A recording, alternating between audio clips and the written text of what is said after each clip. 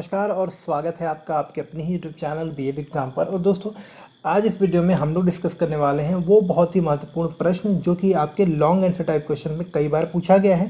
साथ ही साथ इस क्वेश्चन के लिए आप काफ़ी समय से मुझे कह भी रहे थे कि सर आप इसके ऊपर भी एक वीडियो बनाएं, तो आज मैं इसी क्वेश्चन के साथ में आया हूँ।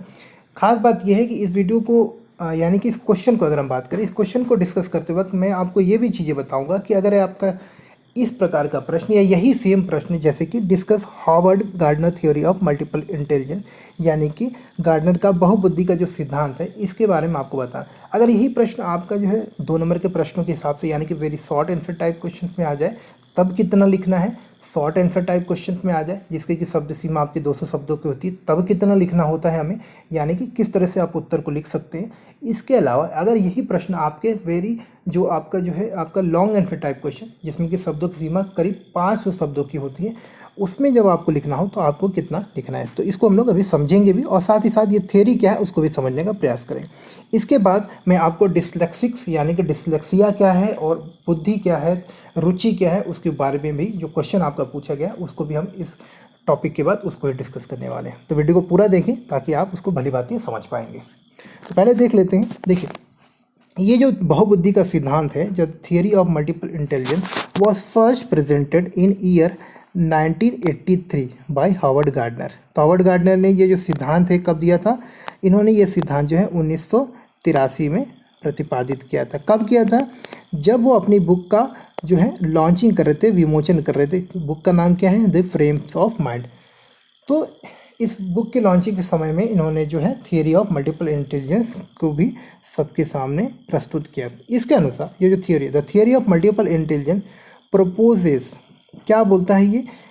The differentiation of human intelligence into specific modalities of intelligence rather than defining intelligence as a single general ability. तो आमतौर पे हमारी अवधारणा क्या होती है कि हम समझते हैं कि बुद्धि क्या है? एक क्षमता है। लेकिन इस अवधारणा को इन्होंने चैलेंज किया। हार्वर्ड गार्डनर ने बताया कि भाई जो बुद्धि होती है कोई एक सिंगल क्षमता नहीं होती, किसी एक प्रकार की विशेष खासियत नहीं होती, बल्कि ये कई सारी क्षमताओं, कई सारी योग्यताओं का योग है। कई सारी क्षमताएं जब एक व्यक्ति के अंदर होती हैं, वो सारी क्षमताएं जब एक व्यक्ति के अंदर अच्छे से काम कर रही होती है, तब जाके उस व्यक्ति के अंदर हम कह सकते हैं कि उसके अंदर इंटेलिजेंस है। तो इंटेलिजेंस यानी कि बुद्धि जो है कई सारी योग्यताएं, कई सारी क्षमताओं के योग से बने हुए एक शक्ति का संगठित रूप है, ना कि कोई एक सिंगल बुद्धि यानी कि सिंगल क्षमता। तो ये अंतर है हमारे देश में जो हम सोचते थे और हार्वर्ड गार्डनर ने जो अपना सिद्धांत प्रतिपादित किया उसके अनुसार। तो इन्होंने आरंभ में तो बुद्धि के जो विभिन्न प्रकार बताए वो शुरू में आपके तकरीबन 7 बताए थे, परंतु सन 1998 में इन्होंने 8वां प्रकार भी जोड़ा और वर्ष 2000 में आकर इन्होंने इसके अपने जो बुद्धि के प्रकार थे इसमें एक 9वां प्रकार भी जोड़ा। तो कुल मिलाकर इन्होंने 9 प्रकार की बुद्धि बताई है और इनको हम एक एक करके यहाँ पे अभी चर्चा भी करेंगे। तो चलिए पहली बुद्धि के प्रकार देख लेते हैं। अब मैं यहाँ पे आपको बता दूं कि अगर यही प्रश्न आपका जो है very short answer type question में पूछा जाए तो आपको क्या करना है, बस ये जो बुद्धि के प्रकार है उनके नाम लिखने।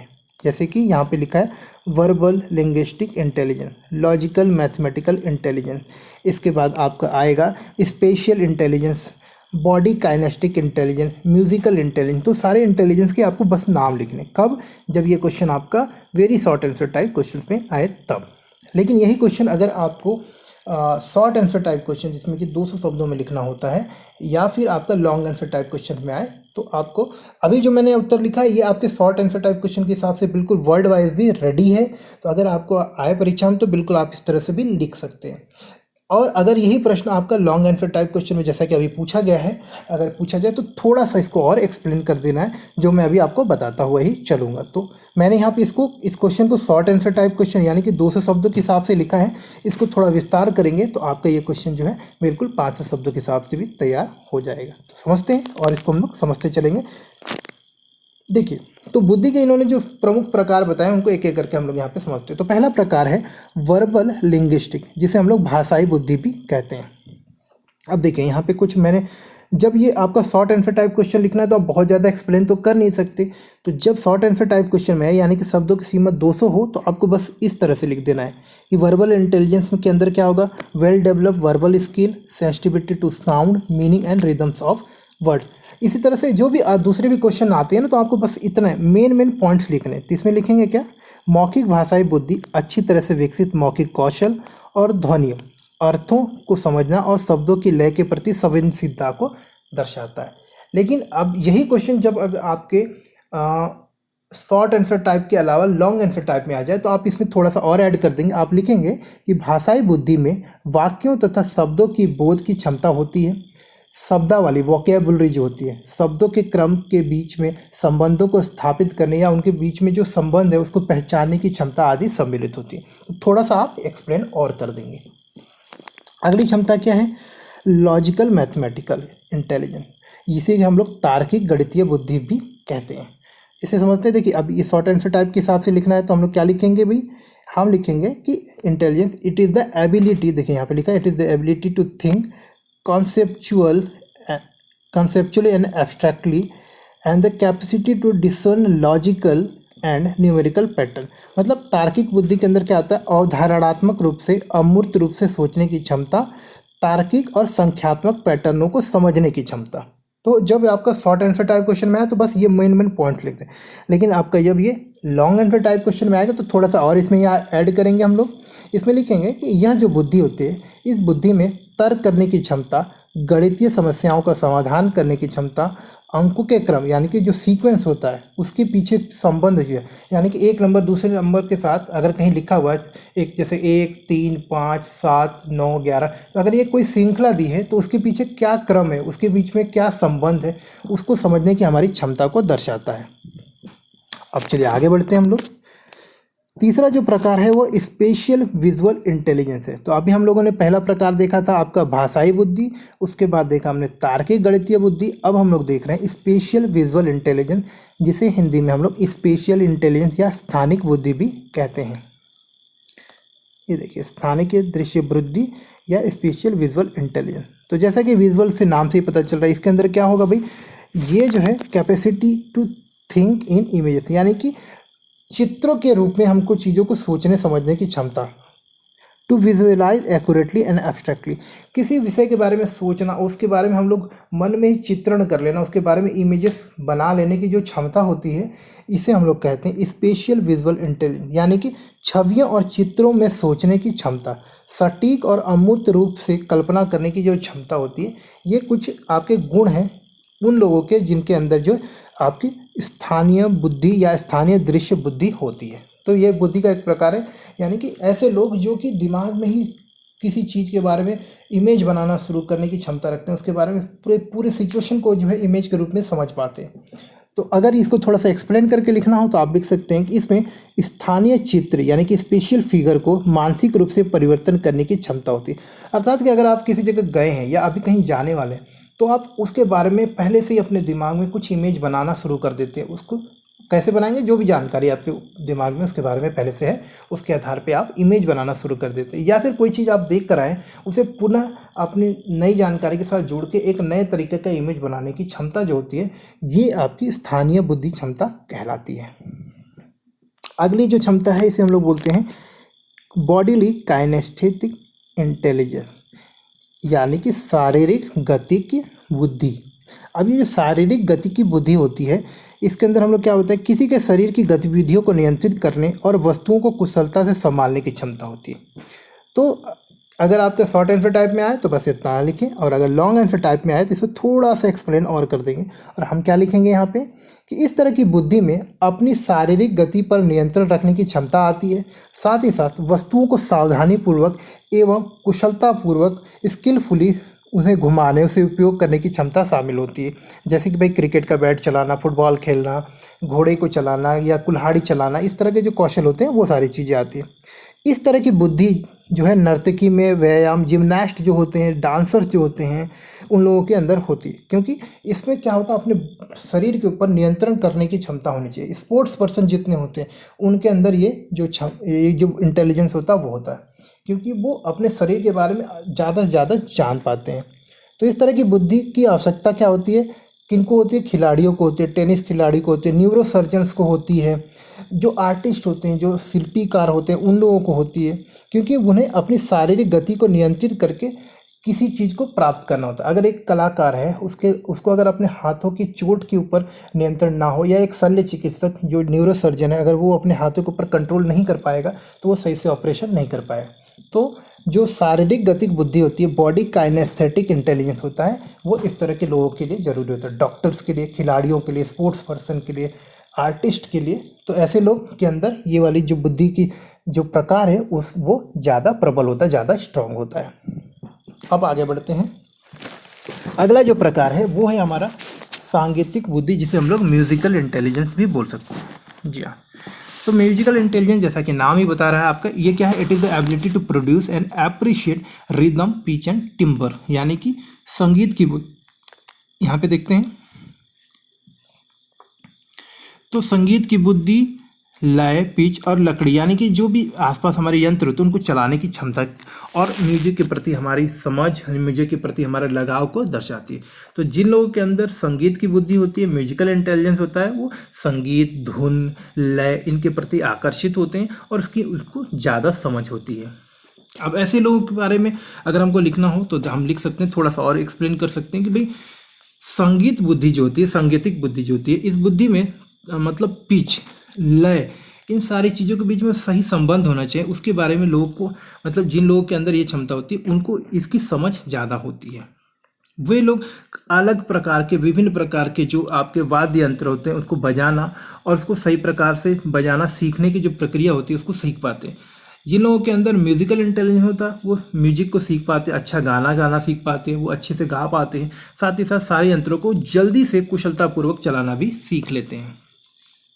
तो इस तरह के लोग ज़्यादातर जो क्या बनते हैं, आपके गीतकार, संगीतकार, म्यूजिशियन, पोएट, इस तरह के लोग जो होते हैं वो आपके म्यूजिकल इंटेलिजेंस की क्षमता रखते हैं। अगले प्रकार की जो किसी व्यक्ति के अंदर क्षमता हो सकती है वो इंटरपर्सनल इंटेलिजेंस होती है। अब इसे हम लोग हिंदी में बोल सकते हैं व्यक्तिगत आत्मन बुद्धि भी। तो इसको यहाँ पे देख लेते हैं, इंटरपर्सनल।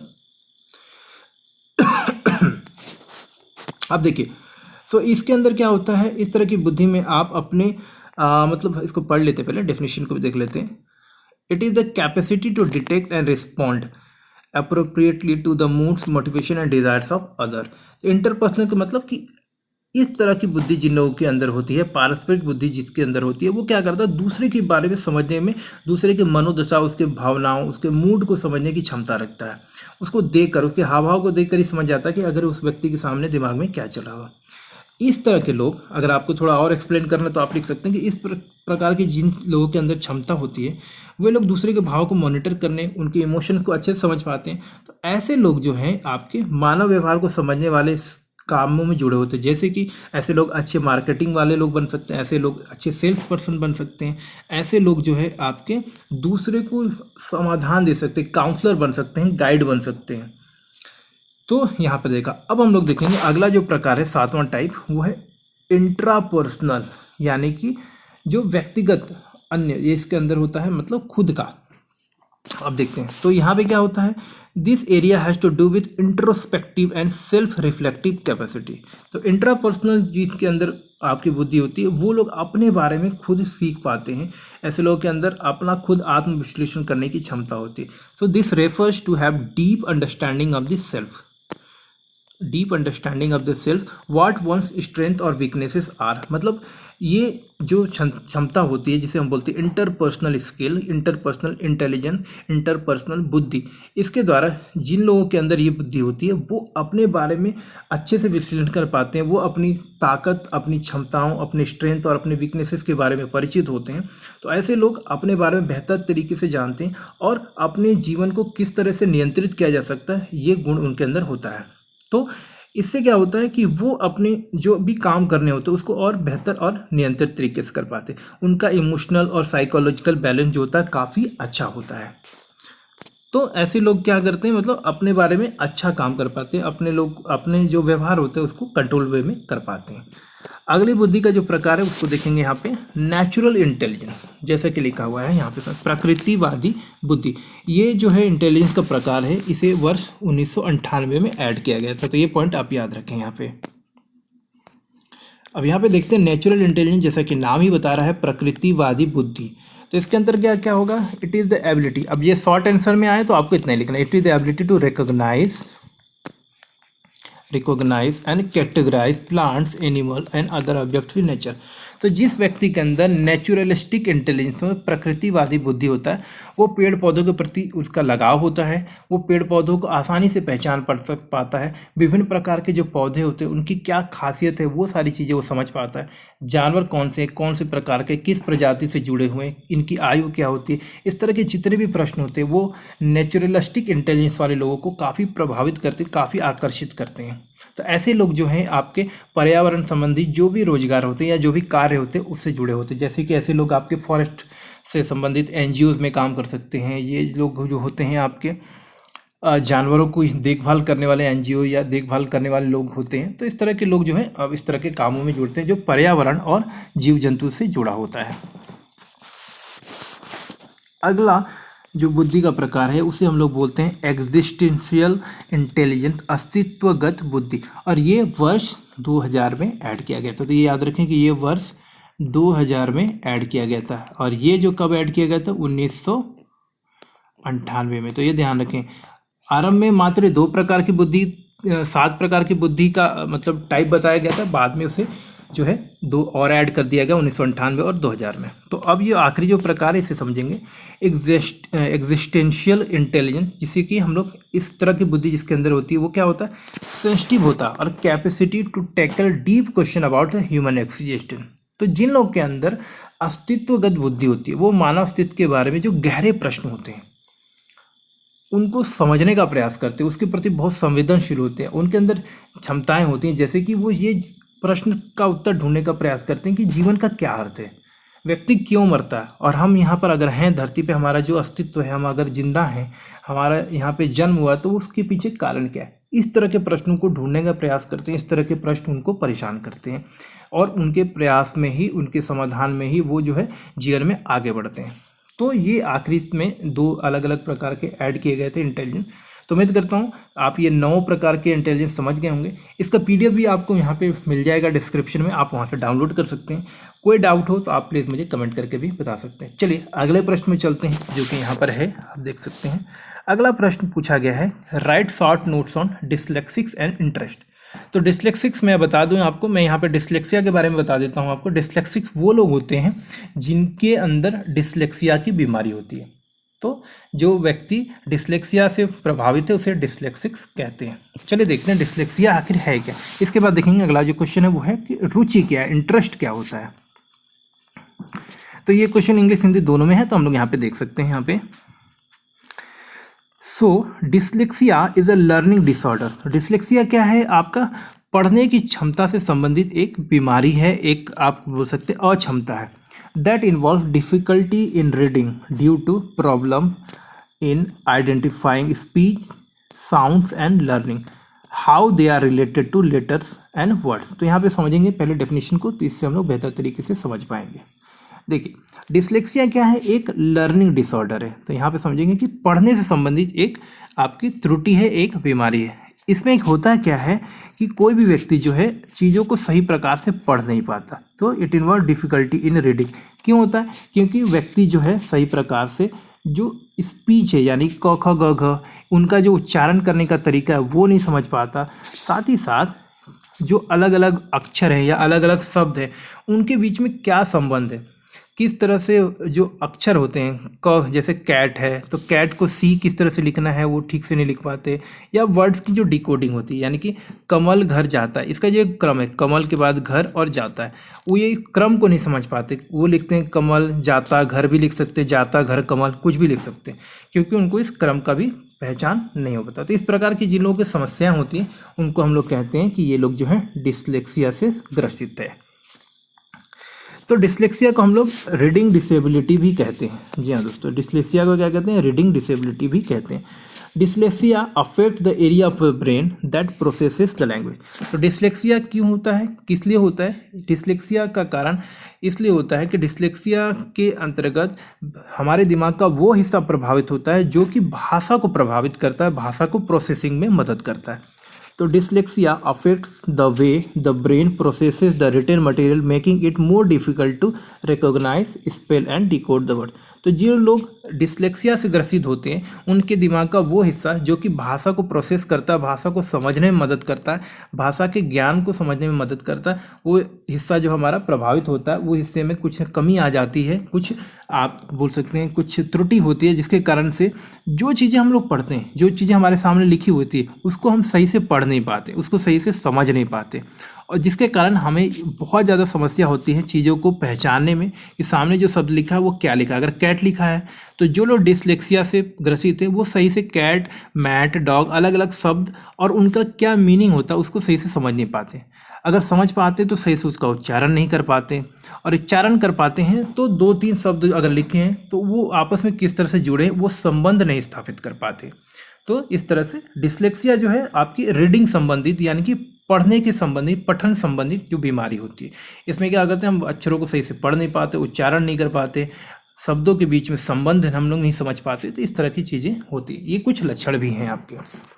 डिसलेक्सिया क्या है, एक आपका न्यूरोलॉजिकल इशू है। न्यूरोलॉजिकल इशू का मतलब होता है कि एक मानसिक बीमारी है, मानसिक स्थिति है। It can run in family, और ये आपका परिवारों में मतलब एक व्यक्ति से दूसरे व्यक्ति तक होता है, यानी माता पिता से बच्चों तक ट्रांसफ़र, एक तरह से हेरिडेटरी बीमारी भी है। It is not the result of, और इसका पढ़ाई की स्थिति से, अमीरी गरीबी से, किस फैमिली में आप रहते हैं, इससे कुछ भी फ़र्क नहीं पड़ता। टीचर आप के पढ़ाने का भी कुछ फ़र्क नहीं पड़ता, यानी कि ये एक बीमारी है। इसकी वजह से इसमें आपका परिवार, टीचर या आसपास का वातावरण, इसका किसी का भी कुछ भी प्रभाव नहीं होता। सो ये क्या है, एक मनोवैज्ञानिक स्थिति है, मानसिक स्थिति है। अब देखते हैं इसमें होता क्या है। People with dyslexia have normal intelligence and usually have normal vision.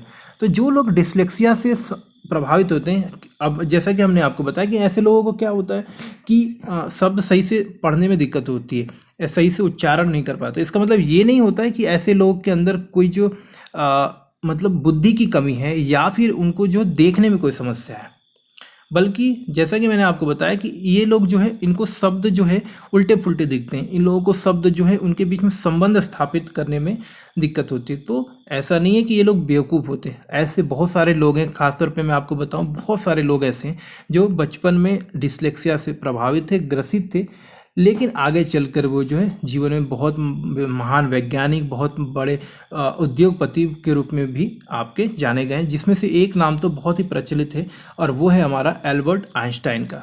Einstein भी बचपन में डिसलेक्सिया से ग्रसित थे, लेकिन आगे चलकर वो आप सभी जानते हैं कि वो कितने बड़े वैज्ञानिक के रूप में सबके सामने हैं और उनको दुनिया जानती है। So most children with dyslexia can succeed in school. तो अगर बहुत सारे बच्चे, ऐसा कोई बच्चा जिसको डिसलेक्सिया है, वो आपका ऐसा नहीं कि पढ़ाई लिखाई में पीछे होता, वो स्कूल में भी अच्छा कर सकता है, पढ़ाई में भी काफ़ी अच्छा हो सकता है। हाँ, उसे थोड़ी बहुत जो है शिक्षक की मदद की आवश्यकता होती है, उसके लिए स्पेशलाइज्ड टीचर होते हैं और वो बच्चों को पढ़ने में मदद करते हैं। साथ ही साथ उनको इमोशनल सपोर्ट भी बहुत ज़रूरी होता है। ऐसे बच्चे, क्योंकि उनको शुरुआत में हम लोगों को लगता है कि ये बच्चा जानबूझ के नहीं पढ़ रहा है, लेकिन ऐसी बीमारी का, डिसलेक्सिया की पहचान करना, उसके अलावा डिसलेक्सिया की पहचान करने के बाद आवश्यक जो मदद बच्चे को मिलनी चाहिए उसको प्रदान करना, ये सारी चीज़ें होती हैं वो डिसलेक्सिया की बीमारी से बच्चे को मतलब संभलने में, डिसलेक्सिया की बीमारी से लड़कर अपने जीवन में आगे बढ़ने में काफ़ी मदद करती है। इसके बाद बात आती है कि हम कैसे पहचानेंगे कि डिसलेक्सिया किसी को है। कोई बच्चा डिसलेक्सिया से आपका ग्रसित है, तो देखिए डिसलेक्सिया बीमारी के कुछ प्रमुख लक्षण उनको हम समझते हैं। ऐसे बच्चों को कॉम्प्लिकेशन होता है रीडिंग, पढ़ने में इनको जटिलताएं महसूस होती है, मतलब चीज़ों को वो सही से नहीं पढ़ पाते क्योंकि ये रीडिंग रिलेटेड डिसऑर्डर है। डिफ़िकल्टी इन स्पेलिंग वर्ड, शब्दों की वर्तनी में उनको कठिनाई हो, शब्दों का उच्चारण करने में उन्हें कठिनाई होती है। ऐसे बच्चों के अंदर लो कॉन्फिडेंस होता है, कम आत्मविश्वास होता है और व्यवहार संबंधित समस्याएं भी होती हैं, मतलब वो सही से व्यवहार नहीं कर पाते। गुस्सा कभी हो जाएं, कभी ज़्यादा खुश हो जाएं, तो अपने व्यवहार को बहुत ज़्यादा एक्सप्रेस करते हैं। इसके अलावा letter and number reversal transposing, अगर अक्षरों को आगे पीछे कर दिया जाए या नंबर को आगे पीछे कर दिया जाए तो उसको वापस से सही कर पाने में इन लोगों को काफ़ी समस्याएं सामना। तो ऐसे लोग जो डिसलेक्सिया से ग्रसित हैं नंबरों के अदला बदली फेर बदल करने से मतलब उसको वापस पुनः स्थापित सही ऑर्डर में रखने में काफ़ी कठिनाई का सामना। ऐसे लोगों को प्रोनाउंसिएशन में दिक्कत है, उच्चारण की समस्या होती है। आगे बढ़ते हैं। जो लोग डिसलेक्सिया से ग्रसित होते हैं उन्हें ओमिटिंग साउंड और लेटर, तो ये जब किसी चीज़ को पढ़ते हैं या किसी चीज़ को लिखते हैं तो बहुत सारे शब्दों को बीच से गायब कर देते हैं। जैसे कि पढ़ते लिखते समय ध्वनिया अक्षरों को छोड़ देना। जैसे कि अगर आप लिख रहे हैं स्कूल, तो स्कूल में से एच हो सकता है गायब हो जाए या ओ गायब हो जाए, तो इस तरह से वो लिख सकते हैं, या फिर आगे पीछे भी अक्षर लिख सकते हैं। ऐसे बच्चों को, जो बच्चे डिसलेक्सिया से ग्रसित होते हैं, उनको सर में सिरदर्द की काफ़ी समस्या रहती है। ऐसे लोग जो है जोर से पढ़ने में भी कठिनाई महसूस करते हैं, मतलब वो जोर से नहीं पढ़ पाते। डिसलेक्सिया से संबंधित लोग, अब देखिए मैंने यहाँ पे करीब 20 पॉइंट लिखे हैं, आपको जरूर नहीं कि सारे 20 पॉइंट लिखने हैं, लेकिन अगर यही क्वेश्चन आपका जो है 15 नंबर के क्वेश्चन के हिसाब से आया तो कम से कम 10-12 पॉइंट तो जरूर लिखे हैं आपको। और यहाँ पे मैंने सिर्फ सिम्टम्स और इसकी परिभाषा के बारे में बात करी है।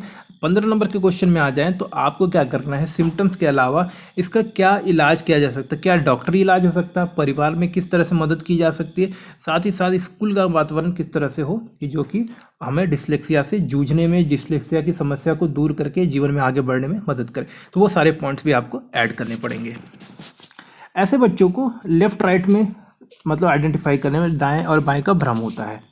एक पॉइंट, उस पेंसिल या पेन से लिखने में इनको समस्या होती है। इनको अनुक्रमित निर्देशों को समझने में समस्या होती है। इनको मतलब समय सीमा, अगर कोई चीज़ क्रम से करना है, इनको ऐसा बोला जाए कि पहले आपको होमवर्क करना है, उसके बाद क्लास वर्क करना है, उसके बाद खेलने जाना, तो ये क्रम वो ठीक से नहीं समझ पाते। प्रॉब्लम इन गेसिंग एंड रिप्लेसिंग वर्ड, शब्दों को बदलने, अनुमान लगाने में इनको बहुत दिक्कत होती है। मतलब गेसिंग वाले टाइप का जो काम होता है जिसमें सोचना पड़ता है, इस तरह की चीज़ें वो आसानी से नहीं कर पाते।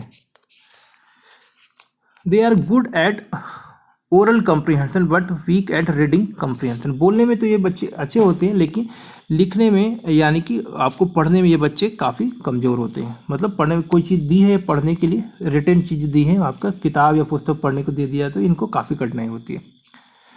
Letters on pages appear to move, appear blurry और आउट ऑफ फोकस, इन बच्चों की एक खास सिम्टम ये होती है कि इन बच्चों को किताबों में या आगे जो भी लिखा हुआ होता है उसके शब्द इनको हिलते डुलते, उड़ते धुलते दिखेंगे, इनको धुंधले धुंधले दिखते हैं। तो इस तरह की चीज़ें, जैसा कि आपने जो है तारे जमी पे देखा था, बिल्कुल वो बच्चे जो है आपका डिसलेक्सिया से प्रभावित था। ऐसे बच्चे जो हैं समय प्रबंधन की जो प्रक्रिया होती है वो टाइम मैनेज नहीं कर पाते अपना, तो ये भी एक प्रमुख लक्षण है कि टाइम मैनेजमेंट में उनको डिफिकल्टी होती है।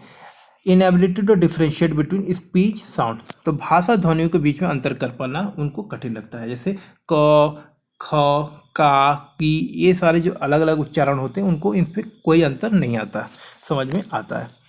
डिफ़िकल्टी रिपीटिंग फ्रेजेस और सेंटेंसेस, अगर कोई कविता या कोई चीज़ इनको दोबारा से दोहराने के लिए बोली जाए तो वो काफ़ी कठिनाई का सामना करते हैं। एम्बैरेस्ड बाय द ग्रेड्स, अब इनके बच्चों के क्योंकि अच्छे नंबर नहीं आते, क्योंकि बहुत बार इनको अच्छे अंक नहीं मिल पाते, क्योंकि वो सही प्रदर्शन नहीं करते, तो इनसे ऐसे बच्चे काफ़ी शर्मिंदगी महसूस करते हैं।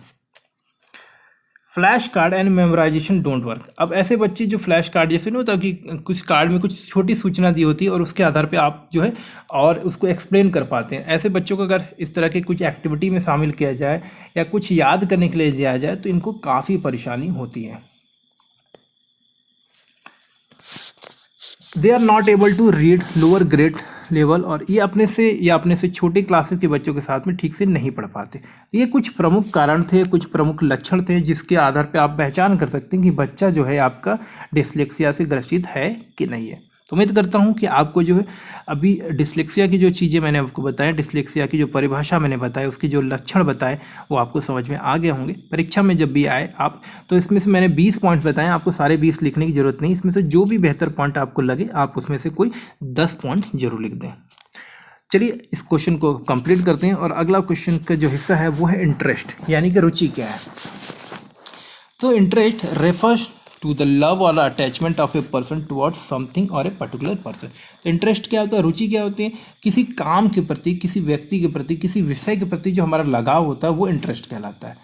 Like a person is interested in playing cricket, और someone is interesting in writing poetry, और someone is interesting in painting. तो जैसे कि आपने देखा कुछ लोगों को क्रिकेट खेलने में मज़ा आता है, कुछ लोगों को पेंटिंग करने में, कुछ लोगों को म्यूज़िक में, कुछ लोगों को खाना बनाने में। तो ये जो चीज़ें हैं किसी को आकर्षित करती हैं अपनी ओर। तो इस तरह की चीज़ें, तो इंटरेस्ट क्या मतलब दिखाता है किसी व्यक्ति का किसी वस्तु, किसी काम, किसी फील्ड के प्रति जो उसका लगाव होता है, उसका जो प्रेम होता है, उसका जो स्नेह होता है, इसे हम रुचि कहते हैं, इसे हम इंटरेस्ट कहते हैं। तो interest generally does not have any direct relation with abilities of the person. और इंटरेस्ट का किसी व्यक्ति के क्षमताओं से कोई संबंध नहीं होता, कम से कम डायरेक्ट संबंध तो नहीं होता। उदाहरण के लिए जरूरी नहीं कि जिस व्यक्ति का क्रिकेट में इंटरेस्ट हो वो बहुत ही अच्छा खिलाड़ी भी हो। जैसे कि हम भारत में तो सभी लोग पसंद करते हैं क्रिकेट को, या आप म्यूजिक तो सभी पसंद करते हैं, लेकिन क्या हर एक व्यक्ति एक संगीतकार है या एक बहुत अच्छा गायक है? जी नहीं, बिल्कुल भी नहीं। तो इंटरेस्ट का उस क्षेत्र में उसकी क्षमता से कोई भी संबंध हो ऐसा कोई ज़रूरी नहीं है। But the field and the work in which person is interested can achieve more success in that field. लेकिन हाँ, अगर आपका उस क्षेत्र में, जिस भी क्षेत्र में आपका लगाव है, अगर आप उस क्षेत्र में आगे बढ़ते हैं, अपनी ट्रेनिंग करते हैं, आपकी रुचि है, तो उस क्षेत्र में आपके आगे बढ़ने की संभावनाएं जरूर होती हैं। तो आपने देखा होगा कि जो लोग अच्छे संगीतकार हैं या जो अच्छे गायक हैं, बचपन से उनके अंदर ये क्षमता होती है, वो म्यूजिक के प्रति लगाव रखते हैं, म्यूजिक की समझ रखते हैं, म्यूजिक को पसंद करते हैं, उसका रियाज करते हैं, उसकी प्रैक्टिस भी करते हैं। So interest can be inborn as well as acquired. तो इंटरेस्ट क्या हो सकता है? आपका बचपन से भी हो सकता है आपका किसी चीज़ में, और आगे चल के भी होता है। जैसे कि आपने देखा होगा युवराज सिंह का मैं आपको एक उदाहरण देता हूँ। युवराज सिंह बचपन में तो स्केटिंग करना पसंद करते थे, वो स्टेट लेवल तक खेलते भी थे, लेकिन आगे चल के युवराज सिंह एक बहुत बड़ा क्रिकेटर बन गए। जबकि क्यों बने? क्योंकि उनके पिताजी ने उनको ट्रेनिंग के दौरान उनको फोर्स किया क्रिकेट खेलें, और आगे चल के जो है उनका इंटरेस्ट धीरे धीरे क्रिकेट में आया, और आगे चल के वो एक बड़े क्रिकेटर बने, एक महान क्रिकेटर बने। तो इंटरेस्ट इनका क्या हुआ? आपका बाद में हुआ, यानी कि अक्वायर किया गया। इंटरेस्ट कुछ चीज़ों में इन्वॉल्व होता है, जैसे कि हम लोगों का इंटरेस्ट होता है खेलने में, अच्छे अच्छे भोजन को करने में, ये भी बागवानी करने में कुछ लोगों का होता है। तो इस तरह की चीज़ें जो होती हैं ये जन्मजात भी होती हैं। तो आप समझिए, कुछ इंटरेस्ट आपकी जन्मजात होती हैं, कुछ इंटरेस्ट आपकी आप एक्वायर करते हैं।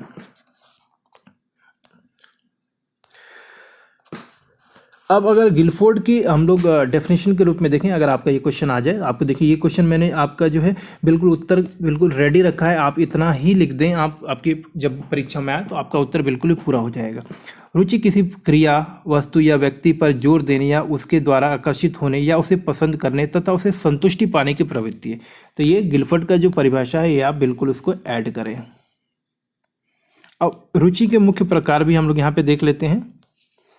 रुचि के जो मुख्य प्रकार है वो कुछ इस प्रकार से, अभी यहाँ पे एक और ऐड कर देते हैं हम लोग डेफिनेशन। अकॉर्डिंग टू सपर के अनुसार रुचि के कुल कितने प्रकार हैं? 4 प्रकार हैं। उनको हम लोग यहाँ पे एक एक करके देखते हैं। तो पहला प्रकार होता है एक्सप्रेस्ड इंटरेस्ट। जी हाँ दोस्तों, एक्सप्रेस्ड इंटरेस्ट यानी which are known on the basis of the individual self mentioned action और लाइक्स। अभिरुचि, अभिव्यक्ति रुचियाँ, यानी जिन्हों व्यक्ति की स्वयं उल्लेखित क्रियाओं, कार्यों या पसंदों के आधार पर जाना जाता है। मतलब कि आपके कुछ ऐसे इंटरेस्ट होते हैं जिनको कि आपके व्यवहार से, आपके काम से ही पता चल जाता है। कि जैसे कि मान के चले, अगर आप बार बार क्रिकेट खेलना पसंद करते हैं, आप बार बार साइकिलिंग करते हैं, या आपको जब भी मौका मिलता है आप गाना शुरू कर देते हैं, तो ये कुछ ऐसे लक्षण होते हैं जो आप प्रदर्शित कर रहे हैं और जिसको देख के समझा जा सकता है कि ये बच्चा जो है बार बार साइकिल चला रहता है, मतलब इसका इंटरेस्ट है साइकिलिंग में। आप बार बार गाना शुरू कर देती, या जो भी म्यूजिकल प्रोग्राम होता है उनको आप देखते हैं, तो अगर आपकी इस तरह की गतिविधि होती है तो लोग समझ जाते हैं कि इसका इंटरेस्ट म्यूजिक में है। अगर आप अच्छे से किसी वाद्य यंत्र को बजा पाते हैं, कोई इंस्ट्रूमेंट अच्छे से चला पाते हैं, तो ये भी प्रदर्शित करता है कि आपका इंटरेस्ट किस में है? म्यूजिक में है। तो कुछ चीज़ें जो हम लोग व्यवहार में करते हैं उसके आधार पर हमें पता चल जाता है कि हमारा इंटरेस्ट क्या है, और इस प्रकार के जो इंटरेस्ट होते हैं उसे हम लोग बोलते हैं अभिव्यक्ति रुचियाँ, यानी कि एक्सप्रेस्ड इंटरेस्ट। चलिए अगला देख लेते हैं इंटरेस्ट का प्रकार। इसे बोलते हैं demonstrated interest which can be identify by the various activity of the individual और चाइल्ड। प्रदर्शित रुचियाँ जिन्हें व्यक्ति या बालक की विभिन्न क्रियाओं से पहचाना जा सकता है। तीसरा है आपका assessed interest which are assessed on the basis of score earn by the individual on various attainment test. ये एक स्कूलों में ज़्यादातर होता है। देखिए यहाँ पे समझिएगा। आंकलित रुचियाँ जिन्हें विभिन्न संप्राप्ति परीक्षणों पर व्यक्ति के द्वारा अर्जित प्राप्तांकों के आधार पर आंकलित किया जाता है। मतलब कि अब जैसे कि आपका इंटरेस्ट है, कई बार इंटरेस्ट के लिए टेस्ट लिया जाता है। जैसे कि आप मान के चलिए जब आप प्री प्राइमरी स्कूल में जाते हैं, अभी तो नहीं होता है या होता भी होगा, तो शुरुआत में क्या होता है, बच्चों को 3-4 चीज़ें दिया, या मैथ्स के कुछ क्वेश्चन दे दिए गए, म्यूजिक के लिए कुछ दे दिया, कुछ पेंटिंग करने के लिए दिया, कुछ आपको स्पोर्ट्स के लिए, और ये सारी चीज़ें आपको करने के लिए बोली जाती हैं।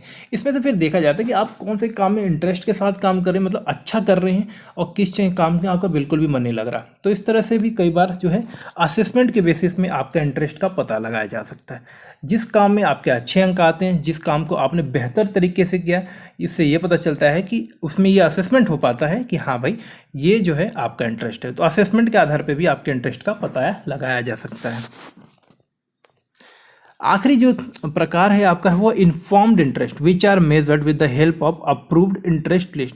इसमें क्या करते हैं, कुछ सूचियों के हिसाब से, मतलब आपके पास 10 प्रकार की कुछ चीज़ें लिखें, कुछ गुण लिखें, और उसमें से अगर कुछ गुण आपके मैच करते हैं, आपको वो चीज़ें पसंद है, तो उससे भी आपको पता चल जाता है कि आपकी रुचियाँ क्या है। उदाहरण के लिए जैसे आप गूगल फॉर्म भरते हैं, या पहली बार जब आप गूगल का फॉर्म भरते हैं, या फिर अगर आपने पिनस्ट्रेट जो आपका देखा होगा, पिंटरेस्ट जो अगर होता है जिसमें फ़ोटो शेयरिंग करते हैं, तो जब पहली बार आप लॉगिन करेंगे तो आपसे पूछा जाता है कि आपको भाई किस तरह का, अगर यूट्यूब पे आए तो आपसे पूछा जाए कि आप किस तरह के म्यूज़िक को पसंद करते हैं, या फिर आप किस कैटेगरी का यूट्यूब वीडियो देखना चाहते हैं। तो आप सेलेक्ट करते हैं, तो उसमें 10-20 प्रकार की कैटेगरी होती है। एजुकेशन होता है, म्यूज़िक होता है, एंटरटेनमेंट होता है, लैपटॉप का होता है, मोबाइल का, गैजेट्स का, मोटिवेशन का, तो अलग अलग कैटेगरी। तो उसमें से आप जो लिस्ट में से जो चुनते हैं, उसके आधार पे आपका पता चलता है कि भाई अगर आप म्यूजिक को चुनते हैं, कार्स को चुनते हैं, एंटरटेनमेंट को चुनते हैं, और कोई और तरीके से आप किसी ऑप्शन को चुनते हैं, तो उससे लिस्ट में से आपने जो चुना उसके आधार पे पता चलता है कि व्यक्ति की रुचियाँ इन कैटेगरीज में हैं। तो लिस्ट के आधार पे जब हम लोग की रुचियों का पता लगाया जाता है, उसे हम लोग बोलते हैं सूचित रुचियाँ या इन्फॉर्म्ड इंटरेस्ट। तो यहाँ पर दोस्तों हमने चारों प्रकार की जो रुचियाँ हैं उनके प्रकार देख लिए। इतना ही आपको अपनी परीक्षाओं में भी लिखना है। अगर इन चीज़ों में आपको कुछ और ऐड करना हो, या आप लगता हो कि मैंने कोई पॉइंट छोड़ दिया है, तो बिल्कुल आप मुझे सूचित करें। और अगर आपको लगता है कि पूरे उत्तर हैं, तो आप बिल्कुल इस तरह से आप उत्तर भी अपनी परीक्षाओं में लिख सकते हैं।